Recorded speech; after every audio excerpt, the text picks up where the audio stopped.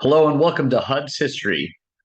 This video is going to talk about migration in the 19th century. So going from basically poverty to hopefully plentiful based off of where you're going. As you can see in the map behind me, there are a lot of people who are migrating to different places and they're migrating due to various reasons that we will get into. So if you like my videos, make sure you subscribe so you can see the new ones when they pop up. And if you want to leave a message, go for it. They are reviewed before they are posted. So if you want to leave something cool, let me know and then I will check it out. But anyway, we have a lot of different people who are moving during this time period of 19th century. A lot of migration happening, and we're going to check out why they are moving, where they're moving to, and what impact that has on society. So, if we look at why people were moving previously, we know that most migration occurred before industrialization happened because of things like resources or war or natural disaster. Obviously, people are not going to stay if they have no food or water. They're going to move about because of that. We know that a long time ago, when people were more nomadic, that they basically migrated based off of the seasons and moved with food because the animals would move as well. We know that people will move based off of conflict. They'll migrate to get away from the conflict because they don't want to like die. And so they're being displaced, unfortunately. And then you have natural disasters because natural disasters can do things like damage crops that you are growing, or they can flood out your homes and you have to move anyway. These are all reasons why people traditionally would leave and migrate to other areas. We know that with the ability to plant crops and uh, have crops growing in order to eat and sell for market, that most people are not going to be migrating as much as they used to. And as industrialization comes about and provides for more plentiful goods, people don't really have to move. But they are going to move, they're going to migrate. And why are they going to do that? Well, one is because of transportation. Technology had improved during the Industrial Revolution. So you have things like the steam engine that is used on the steamships, as well as the steam locomotive. And because of that, people are going to travel a lot further from where they normally would, and they're going to be able to do it at a more affordable price. So people who would usually take horses and buggies, to travel wherever, they're now taking on land. They're taking the locomotive, and then once they get to the water, they can take these steamships, which take considerably less time to get around than the old traditional wind sail ships that they were using. People are going to be able to use these types of transportation in order to migrate to other places where they might have a better economic opportunity and have some better living conditions than they had before. At this point, when you are getting into the 19th century, most people are still living in rural areas around the world. Yes, there are some cities that are slowly growing and becoming very urban, and that's going to be due to industrialization that happens. But as the process of this transportation speeds up, more and more people are going to be able to travel, and they're going to be able to afford to travel, unlike previously. So, where are people migrating to? People are migrating all over the world, and it's not just where you think. All right. So we know that people are going to be moving from Europe to the Americas because that had been a big thing ever since exploration. People are going to be moving to places such as United States as well as Argentina. They're going to work in the fields and they're going to be doing a lot of harvesting. You're going to see people from Japan who are going to go across the Pacific Ocean to end up working in the sugarcane fields that you see in Hawaii. But it's not always just across the oceans that people are moving either. Some people are just moving basically from rural areas to more urban areas, whether that be in Argentina or Brazil, the United States, or as happens in Europe, people who are moving from Ireland over to Great Britain. The reason for this is, particularly for the Irish, a lot of them were poor And they see Great Britain as industrialization occurs and there is economic opportunity because of all the factories that are opening up there. And with the building of the locomotives and the railroad systems, you're able to move over there and find a job. So a lot of Irish are moving to the UK just to find a job in those factories. People are going to be moving all around the world because of these different industries that are happening. So places that need workers for agriculture, for like crops like sugarcane, or where there are places that are building railroad systems, they are all going to need labor systems in order to make that happen. And as you can see on the map here, in 19th century, you have a lot of people are going to immigrate from China and India, and you're going to see based off the arrows where they're migrating to. It's not just to the United States. They're also going to South America. They're going to South Africa. They're also going to like Australia. So there's a lot of places that people are going to, and it's all going to be based off of what labor is needed and where these people think they have the best chance for an economic opportunity.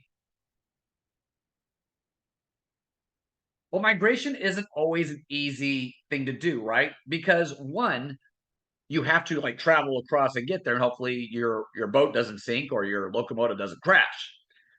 It's also dependent on where you are allowed to migrate to. Now, most places before this had immigration where people were coming in, especially with exploration. You see a lot of people going over to the Americas. But as countries are established or colonies are established, you are going to see these countries or places start to put laws on the books of who can and who can't immigrate into their lands. For an example, you had a lot of Chinese who were emigrating to the United States to help build the railroads in the mid 19th century. That was very helpful because in the western part of the United States, they needed a lot of labor because there wasn't a lot of people there.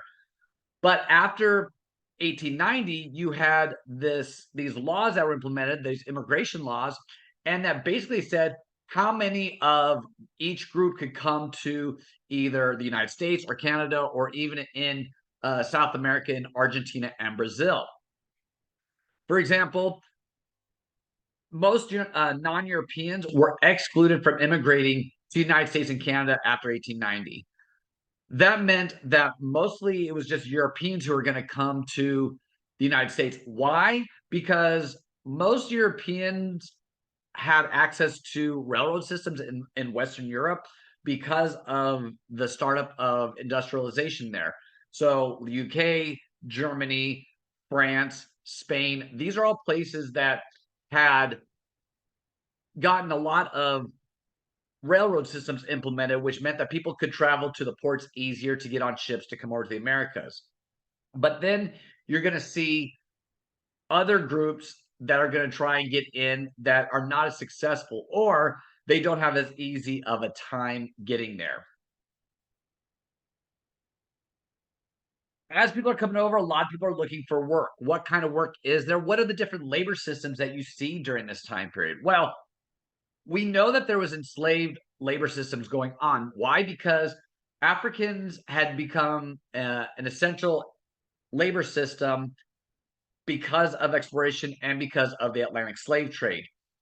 Even after the abolishment of the slave trade, you are going to see that Africans, enslaved Africans, are going to be a huge part of the labor systems in both North and South America.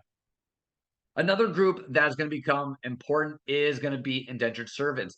These are people who are trying to escape poverty, usually from Europe, usually Western Europe, and they're there to fill the labor shortages once the slave trade has been abolished by most of the industrialized societies at this point.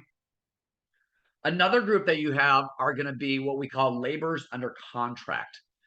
A lot of these are workers who come from Asian countries such as Japan and China and the Philippines. Um, they are usually brought over under a contract by some group that says that they are going to have better economic conditions. They can work and enjoy the prosperity of life.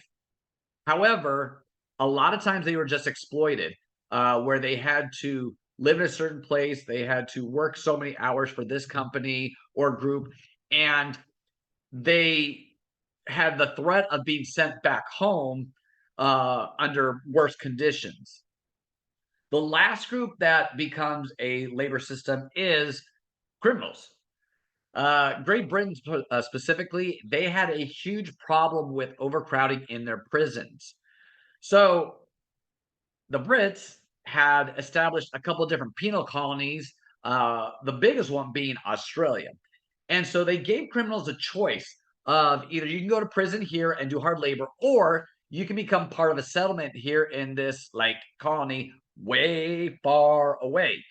A lot of criminals decided that they didn't want to be in harsh like labor during this time. So they actually chose to go on these ships and sail down to Australia and help settle the Australian colony. And that's how it becomes a big colony for the British. That's going to be forced migration onto people.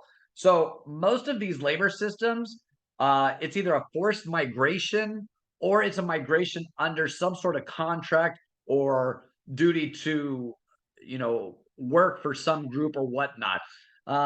Most people are trying to find some sort of economic outlet, better opportunity, unless they were forced into it, like the enslaved Africans were during the Atlantic slave trade. So, what impact does this immigration have on society? Well, we know there's going to be a huge increase of workers. So, you're going to have a lot of big infrastructure projects that can be built. You're also going to see an increase in the population of cities. That's going to create more urbanization. New York City, for instance, goes from about 68,000 people in 1800 to about 3.4 million people by 1900. That's huge. That's like I don't even know how many like fold of people, but that's a huge increase in the amount of people living there. Um, Even though people are coming in and these people are looking for better opportunity in wherever they land, whether it be North America, South America, the people are not always received positively by the locals. And you see a lot of discrimination. You see discrimination on the West Coast of the Chinese immigrants and the Japanese immigrants. You will see the discrimination on the East by Europeans against other Europeans, actually, because you had what were considered the wealthy European nations, such as Great Britain, France, Portugal, Spain.